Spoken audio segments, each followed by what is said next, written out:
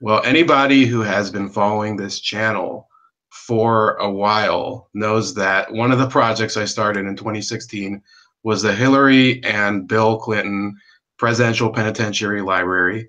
It was kind of a joke. It's gotten to be kind of a life experience for me. Maybe I could have done some more fruitful endeavors with my time, but this has been like what we're doing right now with our guest Gary J. Byrne, U.S. Secret Service, Air Force Tactical Police, was it? Security Police. Security Police, and Federal Air Marshal Service veteran. It's truly like a new experience because we're talking about somebody who not only served in close proximity to the Clinton family, but also had to testify in court against them. So, Gary, how's your book tour been? I have both of your books here conveniently. Secrets of the Secret Service from 2018, and we have Crisis of Character from 2016. So, it's book tour has been good. The first book tour, Crisis of Character, was crazy because as you know, it was being pushed by the election. I truly thought that I'd have a garage full of unsold books, but it didn't work out that way. It did very well thanks to support like yourself, and Matt Drudge picked it up. That helped a lot. Yes, he's kind of been an institution since the 90s, possibly because of the Clinton. You have to excuse me. I do cough once in a while, so I'll turn off the microphone if possible. But let's get into some of the questions. So first, I do want to focus on the new book because it's not only about Bill and Hillary Clinton. So, as a veteran of the Air Force, the Secret Service, and the Marshal Service, could you compare your treatment by all three of those since you left as a veteran and also maybe as an employee? Sure. So when I was in the Air Force, the Air Force Security Police is basically, law enforcement protecting Air Force bases, personnel, and equipment, and that kind of stuff. And we used to joke with each other that if you were an Air Force security policeman, you were outstanding. You were either outstanding in the sun, the rain, the snow, but you were always outstanding. So so as I left, I was a young guy. You got to remember, I'm 55 now. When I joined the Air Force, I was 19. By the time I left, I was 23. So we used to joke that any job that you had after the Air Force, no matter how they treated you, it'd be tolerable. And that was true to a certain extent. The Secret Service was a dream job. I liked it. The training was very good. They treated you well to a certain extent. It depended on who you work for. As a whole, when I look back at it now, of course, I'm very grateful. And the truth is, of 9/11, this is a little bizarre to say, but if 9/11 hadn't happened, I would have stayed there. And that, of course, what I mean by that is I transferred from the Air Marshal, from the Secret Service to the Air Marshals after 9/11 because I was a little fed up with the Secret Service. What happened with the Lewinsky scandal, and to explain it a little bit better to your listeners, after the scandal was over and myself and the other people involved had testified and done what we were asked to by law, and also tried to follow the directions of the Secret Service, we were kind of shunned. I was told flat out when I transferred to the training center to be part of their security detail, under the ideal that eventually I'd become an instructor. That's really what I wanted to do. But I was told after the scandal that I had a better chance of being the Easter Bunny than I did becoming an instructor, because the senior people in the Secret Service kind of, they were using me as a whipping boy. I was kind of the person they would push forward to testify because I could tell, Judge Starr believed I could tell them that Bill Clinton and Monica Lewinsky had lied on those affidavits. And that's what really the scandal was about. It wasn't so much about sex. It wasn't about sex. It was about perjury, suborning perjury. Bill Clinton signed an affidavit, had Monica Lewinsky sign one, and the affidavit stated that not only did they not have an affair, that they had never been in a room alone together. And Starr believed that we could tell him that. And through his investigation, he believed I was the one that could tell him. Not that I would tell him, that I could tell him because of the research they did. And one of the first things they did, and I believe you probably know this, but they subpoenaed the logbook that sat outside the Oval Office on my post. It was a green logbook. You could probably buy them in any store. And let's say if you worked at the White House and you're a maintenance guy, and I say, hey, there's a light bulb out in a lamp. You'd come, you'd show me your pass. I know who you are. I have to write you down in the book. You'd go in there, change the light bulb out, and I'd write next to your name, change light bulb. And if you went into the dining room to check the light bulbs, I'd write you went in the dining room to check light bulbs. It was just a log to keep track.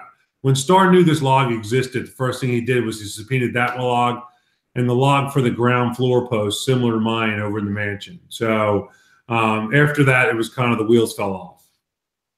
So, sorry, back to your original question. Yeah. The service treated me pretty well, except for that. The individual, let me break it down a little bit. The individual supervisors I had some phenomenal ones, and the ones that were not good, I won't even discuss them, because the ones that were good, like Sonny Schoonmaker, Jennifer Kramer, Nancy Anderson, these people were great, and they took care of me. And and this is important.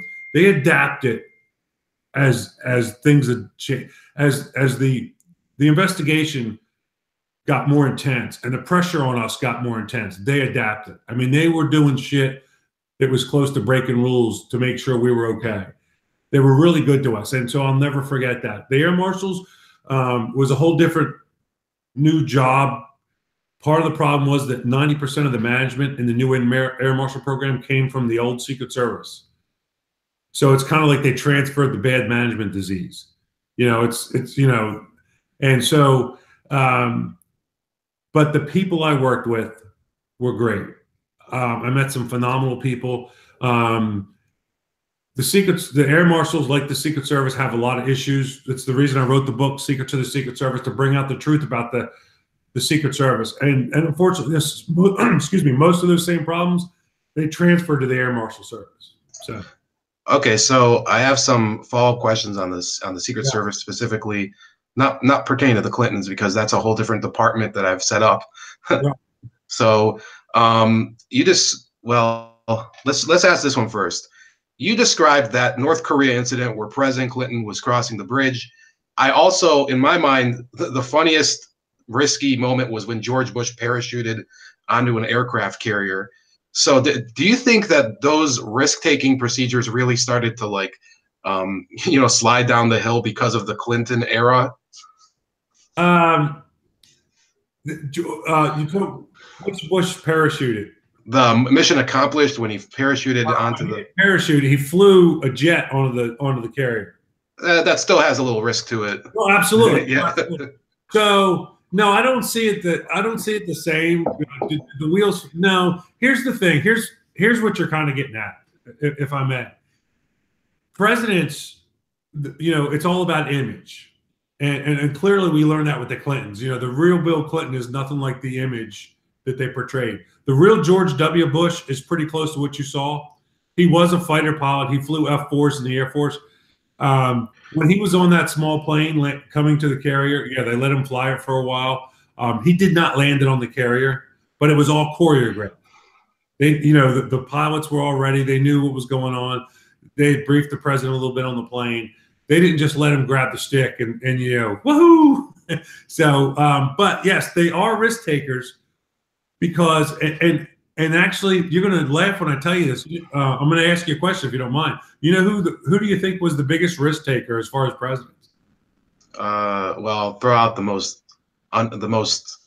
unlikely case, maybe Carter. That's exactly right. I mean, that's my opinion, and we can talk about that later. But so they take risks because they want us, the public, to see them as strong and macho and the idea that he flew the plane for a little bit looks good for PR, but it was choreographed. The Secret Service agent, there was one agent on the plane with him.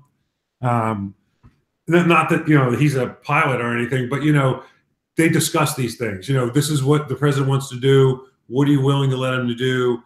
Is that safe? Yes, it is. There's two pilots on the plane. It's all good. So okay, so let's get to the central imperative of your book, the Secret Service book, Secret Service, which is that you actually say that the agency may come to collapse due to a lot of the fatigue and corruption. I don't know if it's corruption, but you could say institutional decay.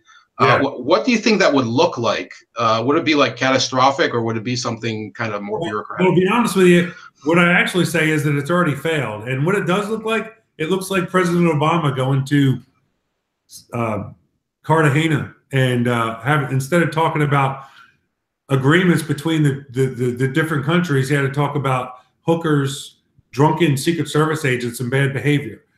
That's a complete failure. Now, the Secret Service put a nice spin on it, and Obama's administration was nice enough to put a spin on it. But have no doubt in your mind that they defecated on the bed. They completely screwed that up. And but that's just one example. That's like an embarrassment as far as political embarrassment. Go fast forward, and they're in Atlanta, Georgia. The Secret Service, President Obama goes to Atlanta, Georgia, to the Center for Disease Control. And in one day, due to fatigue, due to bad decision making, and poor advance work, the Secret Service let a man with a handgun that had a criminal history, who was a security guard. He'd never had a background check. They didn't know he was armed. They let him get on the elevator with the president of the United States 3 times. And not until the end of the day, when the president was leaving and this guy pulled a camera, his phone out, and started taking pictures, did they know anything was going on. And that's completely unacceptable. And I have many examples. This is the thing. When I started writing the book, it started the book was supposed to be about regicide, which is the word for king, slaying of a king, and assassination. But after a couple months, Grant and I decided, we're writing the wrong book. This needs to be more of a history book about the Secret Service. And to tell the truth, they failed President John Kennedy. They failed President Ronald Reagan, and they failed again. Now, they failed many times, and we don't know about it. But because of the research that I've done, a lot of it's in that book, as you know. Okay, so I have a question from one of my audience members. He sent me this morning. It says, is it true what some say that President Trump has his own private Praetorian Guard, in quotes, via Eric Prince's security service companies? If so, what interesting new questions does unity of command doctrine raise in regards to the Secret Service? And he says, thank you for coming on. Thank you. That's an excellent question. Obviously, it's somebody that knows a little bit about security. So, or law enforcement. So President Trump's private security guys, these are guys that were former New York City police officer, former FBI agent, a couple of them, and then a couple are former military. There are not many of them. I know I've seen all kinds of reports. There's only a few of them. And basically, they now work for the federal government inside the White House. They're not part of they're not part of the Secret Service security. They consult with them. They're not intermingling like they did during the campaign with the Secret Service. The president's protection by law is by the Secret Service. Are they still there? Yes. Because you also have to realize too, and President Trump made this very clear, these guys weren't just a security, they were confidants. I mean, these guys, they exchanged, Mr. Trump bounced ideals off this guy. They were both New York guys. So their relationship will be there forever. They do have a role inside the White House, but it's not so much a security role. Okay, so I would state, like, before we go on, I never supported President Bush or President Clinton or President Obama. I've kind of been like a political gypsy, so I don't really like. I think that if you read this book, you kind of get the sense that these structural problems transcend party lines. They do. With the Secret Service. So I think progressives, and I'm trying to get some progressive commentators interested in this topic as well as conservative ones. So I think this should be a nonpartisan issue. The continuing problems in the Secret Service. So going into the Clinton, the Clinton affairs, for lack of a better term, on a personal level, did you enjoy President Clinton's company? We know about your time with Hillary Clinton, which we'll also get to, but given what you've gone through, you had to testify against him in court. Do you find anything agreeable about his personality? I do, and this is how I put it together for you. He was very kind. He was funny. he did some pleasant things for me and my family at one time. And I'll tell that story after I answer your question. Here's how I kind of put it in a nutshell. He's a very nice guy. He's funny. I liked protecting him. I liked working around them. I liked the job in general, and whoever was in the office was in the office. I wouldn't trust them to drive my 27-year-old niece home. But with that said, I liked them. And I also had a great respect, and this is one of the things that I don't know if it's unique to me. It probably isn't. But people that did what we did, I came to the conclusion that a long time ago when I was in the Air Force, that under certain circumstances, that it was okay to sacrifice your life to protect something or somebody. If it was my life that was going to have to be sacrificed to protect our nuclear arsenal, you betcha. If it was my life that was going to have to be sacrificed to save a pilot, trying to get to his plane under attack, you betcha, because it's more important for him to do his job than me to survive. Is my life more important than the person that at least 50% of the country under our Constitution put in office? You betcha it is. But then, as time goes on, that perspective changes. I liked Bill Clinton. He was very good to me. Yes, I had a lot of anxiety about testifying against him, but I dealt with it like this. He's one man. The office is the office. It's part of the Constitution. Tell the truth. Fall on the Constitution, not on your sword. And that's pretty much what I did. Does that answer? Okay. That pretty good? Yeah, absolutely. And I think you allude to it more in Crisis of Character, the first book that I read from you, which that was your first book, right? Right, it was.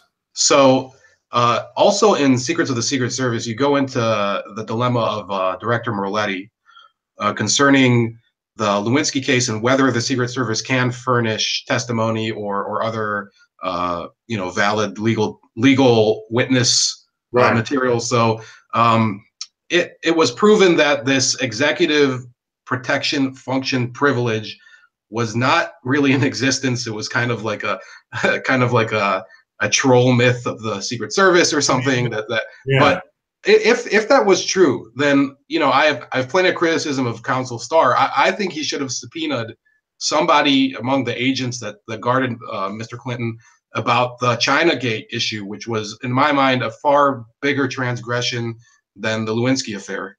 Yeah. So why do you think that never happened? I don't know. But can I walk you through the transition, how we got to the protective function privilege? Yeah, absolutely. Yeah. So before they invented that, and that was the first time I ever heard those words spoken was during this Lewinsky thing, this scandal. Before that, it was just that we don't talk about, the Secret Service agents don't talk about the protectees, which it sounds really good, and it boosts that image of the Secret Service once of the agents, and I guess of the officers, that there's some kind of a cross between a James Bond character and a character out of a Clint Eastwood movie, which is not really the truth.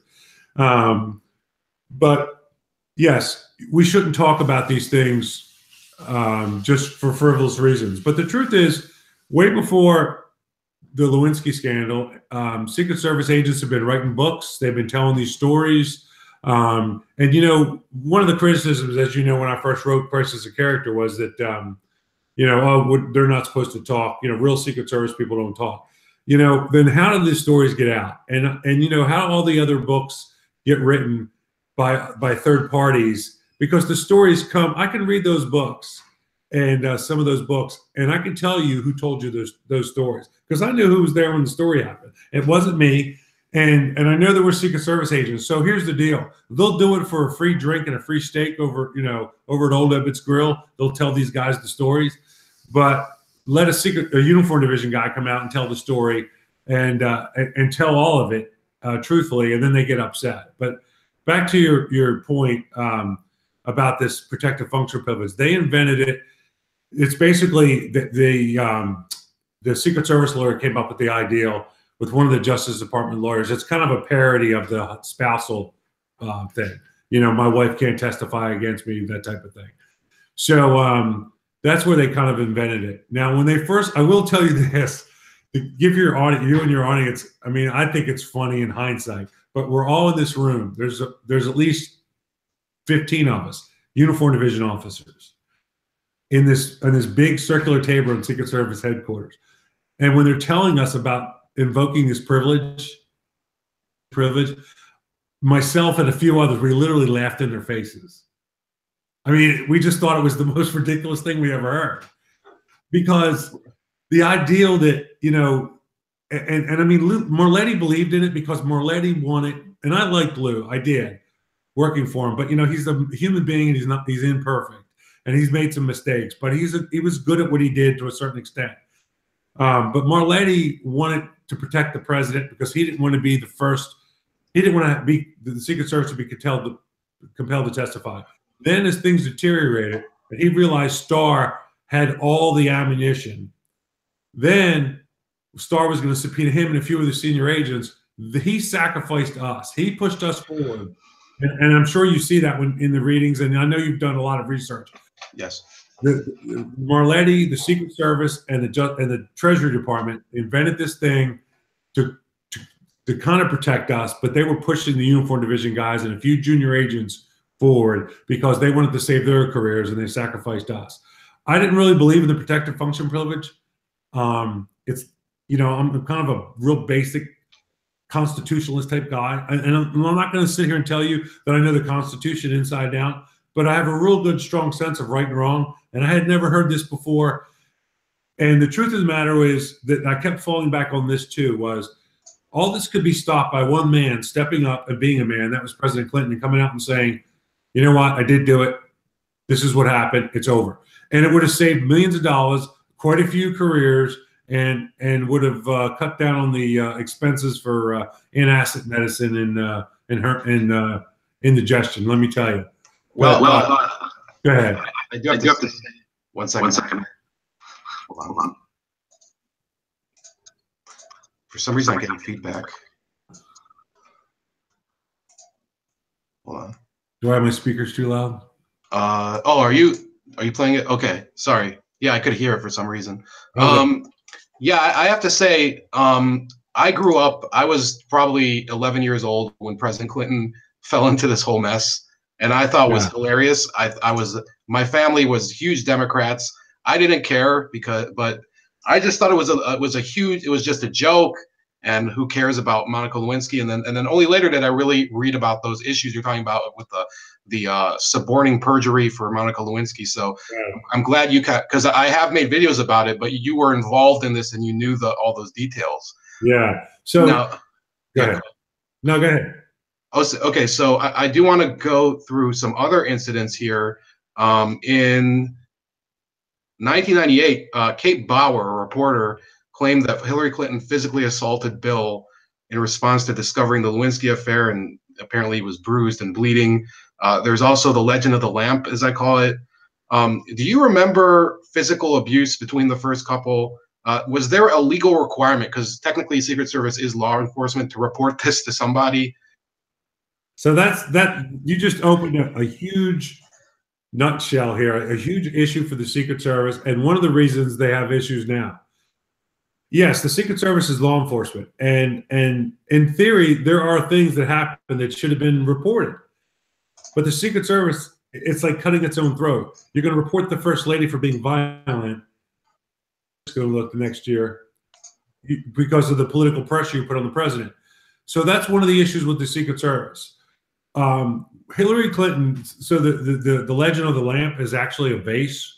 And here's what I know. I came into work one morning and to report to the Oval Office, and on the way over, walking in front of the West Wing, walking down the moat area before I turned, or walking in front of the West Wing before I turned to go in, I ran into one of the housemen, and we were joking around. He was getting ready to go home, and I said, "What's up?" He said, "Oh, you should have been around last night." And he used the term. They were like Punch and Judy. And Punch and Judy was an old puppet show. You know what it was? The Punch and Judy. It was an old puppet show where they fought and they hit each other. And anyway, I know what you're talking about. Yeah. So he told me to go over and see my buddy on the ground floor, which is the officer that was stationed at the post at the base of the elevators outside the map room. So I went over there and I said, "Hey, what's up?" I saw, And so he said, "Oh, He said it got so bad that the sound was coming down the stairwell, the marble stairs and the elevator shaft. And it was so loud that the staff, the kitchen staff, everybody moved out of the ground floor. They were embarrassed. And at some point they heard, of course, the agents held their posts, but at some point they heard something break, a crashing sound. And later on, when it was investigated, the house people had to go up and clean up a broken blue vase. And the broken vase was found on one side of the room, quite a distance from where it was stationed on this oblong table. And the table was, I said oblong, it was actually a rectangle table, very old. I forget what it was called exactly, but anyway, I had been up there before. I knew exactly what they were talking about. So when my friend told me the story, I knew, being the expert I was, in the White House, and I knew what was going on. I said, I knew exactly where to go. And after I finished talking to him, I turned around and I walked the 50 to 100 feet to the White House curator's office right there on the ground floor. And I pushed open the little doors, and there was the curator, this woman sitting there, and she was, a nice person, but she was all business, and she wasn't real fond of the uniform division. But anyway, so she had this real stern look on her face, and I looked down, and there's on the straight back wicker chair, there's a small cardboard box, maybe 13 inches in square, and in it is the broken blue vase. And I looked at it and I recognized that it was the broken pieces of the vase that was upstairs in the mansion. It all fit together. And I looked up at her and she said, real curtly, can I help you, officer? And I said, no, I've seen all I need to see. So I went back to my post, and a couple hours later, Bill Clinton came over. And when the president came over, it was clear that he was trying to conceal black eye with makeup under his one eye. And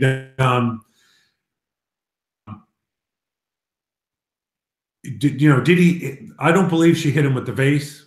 I believe the vase was thrown in anger.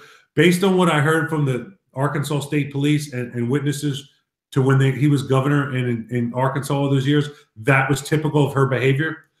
And so was some physical violence. He did have a black mark under his eye. Where it came from, I don't know. But I will tell you this, the Secret Service didn't hit him, and neither did the gardener. So during that altercation that night, he got impacted somehow under that eye. And I asked I don't know if you remember this in the book, I kind of provoked his assistant a little bit. I said, what's that mark under the president's eye? And his assistant, Nancy Hernreich, who jumped right on the question to try to defend him, she says, oh, well, he's allergic to coffee. And I said, he's allergic to coffee under one eye? And Nancy turned and walked into her little office, and Betty Carey, his secretary, was sitting there, and her eyes were as big as saucers, and she's looking at me like shaking my head like, for God's sakes, will you get out of our office before you start something? So I walked out, and that was that. Yes, she was violent. I also tell the story where she got so angry sitting in the limousine on the South Lawn that she hit the agent driving the car, sitting in the driver's seat. They weren't moving yet. She punched him in the back of the head with a Bible. And I knew this guy. I worked with him, and 3 days later, he told me the story. And it's part of Secret Service folklore, but it's true. So that's assault on a police officer, technically. Assault on a federal agent, absolutely. And and she stood in front of me one time in anger, throwing one of these childish tantrums like she was prone to do, and she called me an a-hole, and then she referred to the whole uniform division as a bunch of a-holes, and that they should have fired us when they first got there. And that's not the first time she talked about firing the uniform division or the Secret Service. So anyway, correct. And Gary Aldridge, who we've discussed in chats, right? In fact, I recall seeing in his book that they considered dissolving the Secret Service in order to merge it into the FBI. Yeah. Because they were paranoid enough to believe that you guys were, plants of George H.W. Bush or something, which is ironic considering what they say about Donald Trump today. No, right. And they had no clue what they were doing when they were getting there. Nobody really does. Nobody understands really what's going. When an administration first moves into the White House, the Secret Service uniform division for the first couple of weeks are their best friends. We can tell them where the bathrooms are. We can tell them how the stuff functions. We can tell them who to call when they need to fix their computer. We tell them where the paper's stored, where the copiers are. And then after about that 2 weeks to a month, then all of a sudden they realize every one of them gets this. Not every one of them, a lot of them, especially the younger ones, they get this persona about them that the only reason that Bill Clinton or whoever won the office was because they were involved in it. And they all think they're the Secretary of State. They come across with this attitude. And you read the books. You saw some of the stories I talked about. So. Yeah, absolutely. And getting into and by the way, there's only 2 more questions. I know we're running Take your time. We got. But so Maggie Williams, who was Mrs. Clinton's, or First Lady Clinton, later Secretary of State. I don't want to be misogynistic here, but Mrs. Clinton's aide Maggie Williams accused your colleague Hank O'Neill, another uniform division officer, of lying regarding the events of July 1993 in the investigation of Vince Foster. So without discussing the nature of his death today, because I've seen other people try to ask you that, right? You have knowledge that investigation was tampered with by either the Secret Service, White House officials, or anyone else? Yes, all the above. So when they find Vince's body, they find the White House pass. Of course, the Park Police recognize it right away. They call the FBI because it's a federal property. FBI picks up the phone, calls the Secret Service, asks them, tell them what happened, prepares them, this is what's going to go on. And, Vince's office is part of a crime scene. They agreed, and they posted Hank O'Neill on it. So shortly after they post Hank O'Neill, Maggie Williams, who was actually Mrs. Clinton's chief of staff in the East Wing, comes over. And at first she's by herself. Then later on she comes back with Patsy Tomlinson. They basically bully Hank into letting them in. And finally he makes a couple phone calls, and he does what, he capitulates a little bit. But what he does is he starts making contemporaneous notes of who went in there, what time, how long they were in there, and what they removed. So then they leave, and they leave with these files, and he makes note of it. So later on, when he has to testify, of course, they call him a liar. And some of the members of Congress help them bash him and his credibility.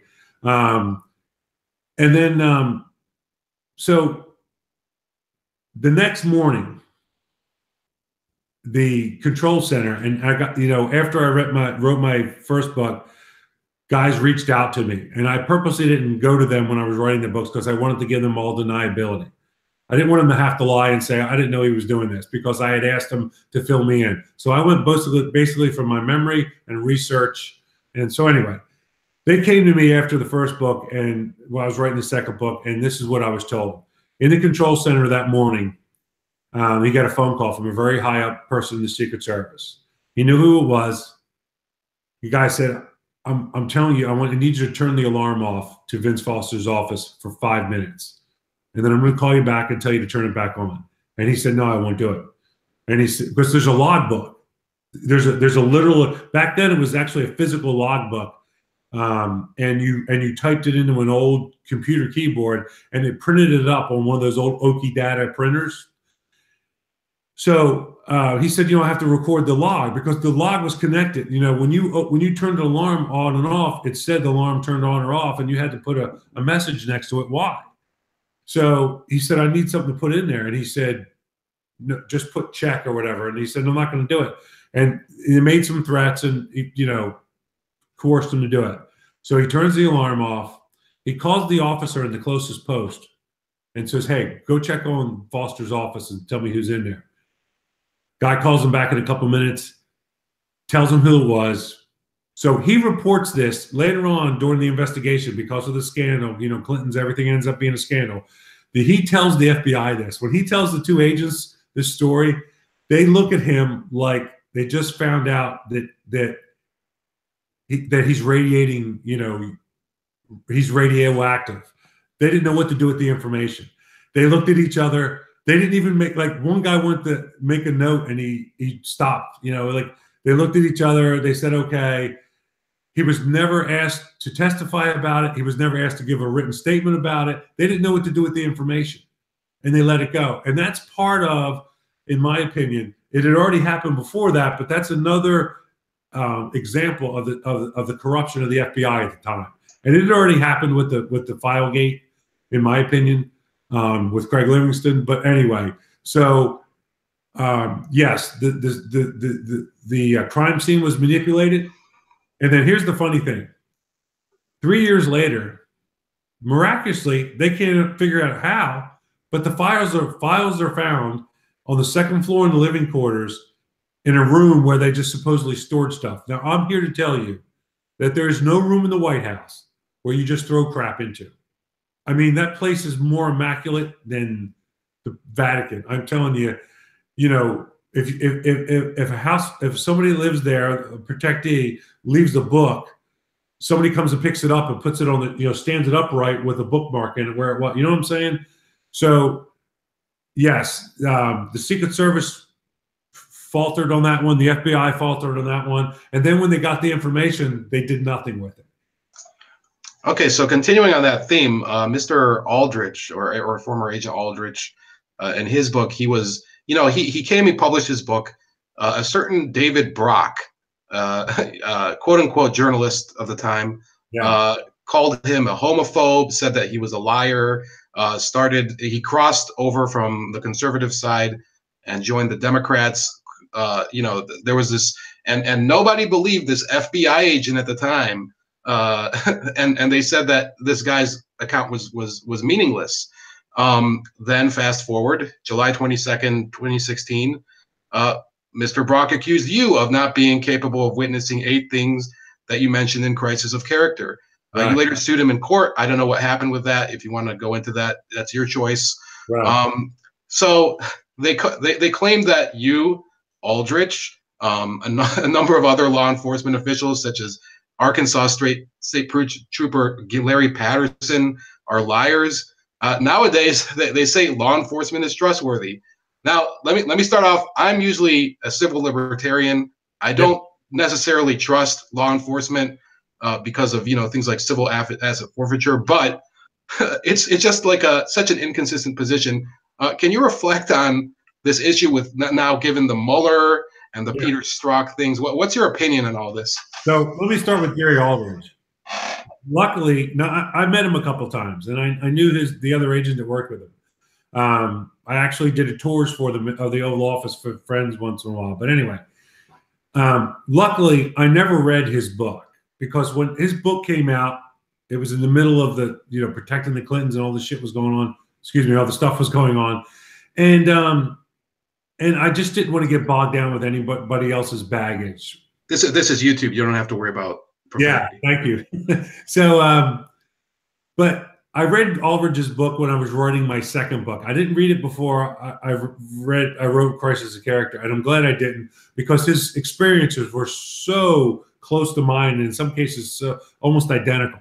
But Gary Aldridge was the FBI. He was the old school FBI agent. He was the real deal.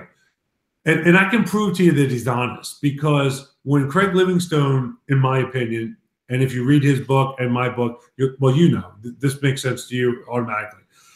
When Craig Livingstone asked him to start giving him files of these conservatives and Republicans, their enemy list, 900 files ended up at the White House. Aldridge told him no.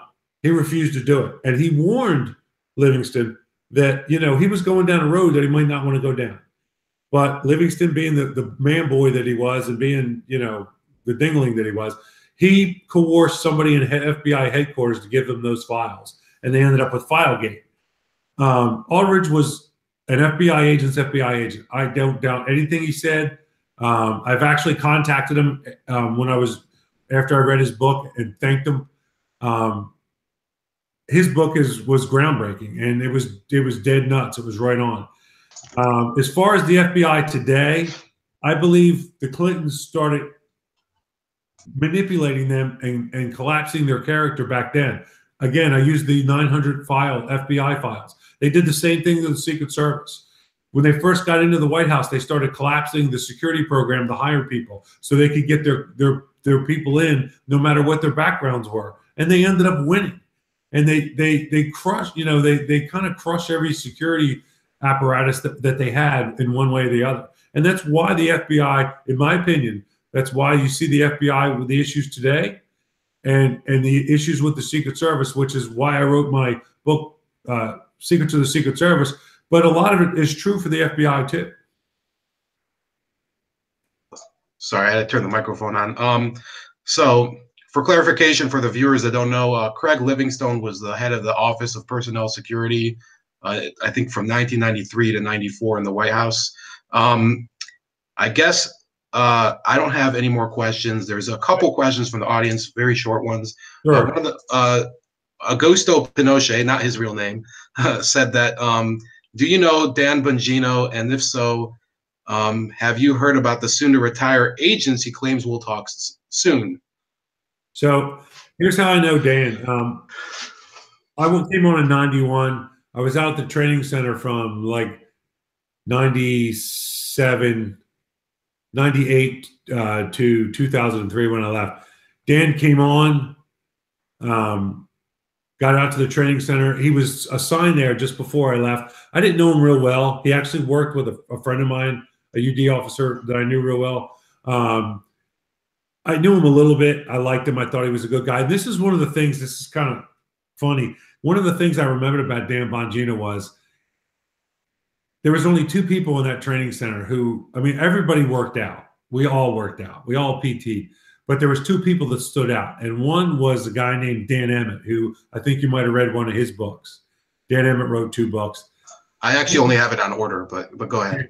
But they were PT animals. Dan Emmett was a former Marine captain, and Dan Bongino is just a PT animal. And that's what I remember about him. Now, after my book came out, I did a couple of radio shows with him for Sean Hannity. We were on there at the same time. And Dan threw me a real bone. I didn't know what to expect from him because, you know, as you know from reading the book, there's a pretty good divide between the agent division and the uniform division. But Dan Bongino was a former New York City police officer. So to use Bill Clinton's language, he feels your pain, so to speak, when you're a police officer. He's been there. He's done that. He was a very good Secret Service agent. And I like him a lot. I sent him a copy of the book when I got it, the second book, Secrets of the Secret Service. I hope he runs for office again. I like his politics, to be honest with you. So now, as far as the other agents coming out, I don't know anything about that. But if he's saying it publicly, I have to tell you, I believe it. He at least believes it's true. Okay, so we've reached the end. Again, the current book that well, I have to turn my camera on again, but you have Secrets of the Secret Service. Also, Crisis of Character, which is more specific to the Clintons. And both of them, you also detail the rivalry with the FBI. We didn't really get into that today, but we'd be glad to have you on again whenever you have time. We can talk off it. What's that? Contact Grant, I'll do it, absolutely. Okay, so and also there are a number of creators. Believe me, YouTube, as long as YouTube doesn't like go complete Soviet Union on creators like the people I follow, there are a lot of people I think who would want to hear your story and maybe give similar interviews. I've contacted a number of them already. I'll talk to you, Grant, and the other gentlemen as well about it. But thank you very much. You gave us a wealth of knowledge. We went over time as well. So also you do the firearms instruction. You want to close. This is your last word. You want to talk a little about that? Yeah. So once I got in the Secret Service, I decided I wanted to be a firearms instructor. And my background with firearms was, hunting with small arms as a kid, BB guns, and then, small caliber, small bore. What the Secret Service exposed me to was incredible. I greatly appreciated that. My favorite firearms are probably bolt action rifles. I like the AR M16 platform and any pistol, and especially revolvers. I'm an old revolver guy. I used to joke with my students that my first revolver was steam driven. That's how old I am. So I do like my firearms and firearm safety. I still instruct privately, and I certainly applaud anybody else that does too and supports the Second Amendment. So, all right. So I want to say on behalf of the audience that we thank Gary Byrne for joining us for this hour, and good luck on your book tour. And again, we'd be glad to have you back. And if you're ever in Ohio, I'd like to come out. At least. Sure. I will send you some pictures of the library, which are, it's 2 shelves, but Yeah, I'd be glad to continue, learning from the material that you have. Thank you. And from your experience. Anytime you need to get in contact with us, you know how to do it with Grant. Thank you so much. All right. Have a great night. You too. Bye-bye. Bye-bye.